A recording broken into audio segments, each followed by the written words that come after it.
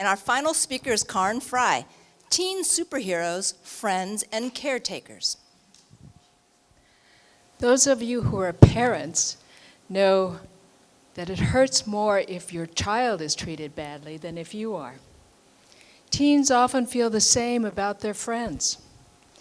Superheroes, which are become impressively and refreshingly diverse these days, speak to me because of the fierceness with which teenagers want to protect those they care about. My colleagues and I think that teenagers are practicing for their future roles as caretakers. They do that by protecting their friends, their siblings, and their classmates. What teenager doesn't want to be a hero to others? They're learning to be caretakers. Sometimes things work out well, sometimes they definitely do not. When things go awry, the consequences are more severe for teens from marginalized groups.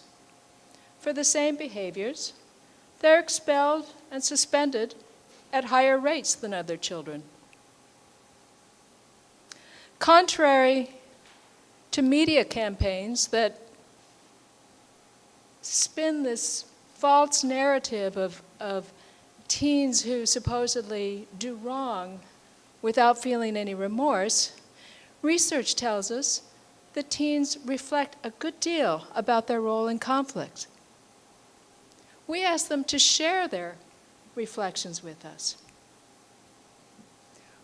How do they feel about their own actions after their friends have experienced bullying, harassment, or discrimination? We interviewed nearly 300 teens across the Northwest.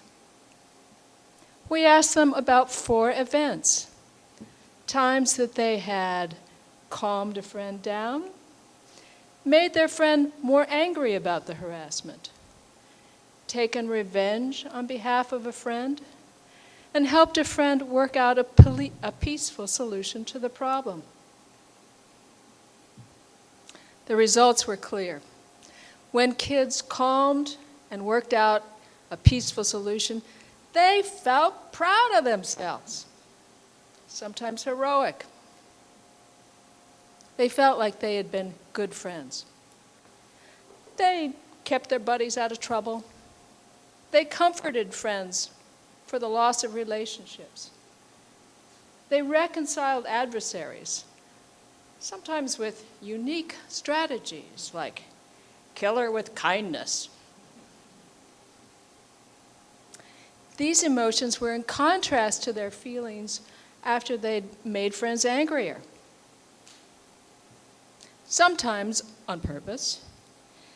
I figured a fight was inevitable. He'd do better if he was angry. Sometimes inadvertently. Well, I told her she had every right to be angry. I just didn't think she would get that angry. No matter what the motivation, kids felt embarrassed and guilty.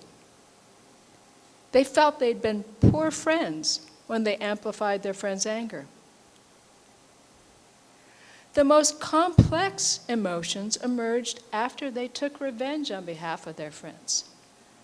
Sometimes physically, more often yelling, rumors. The girls as often as the boys. They felt proud that they'd stood up for their friend, but guilty about the harm to the other student. One boy recovered a younger student's stolen property. I felt like a hero, he told me. Then I found out I broke the other guy's jaw.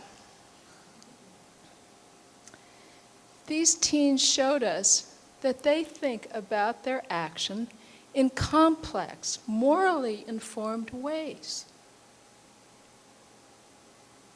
Ways that are often invisible to us.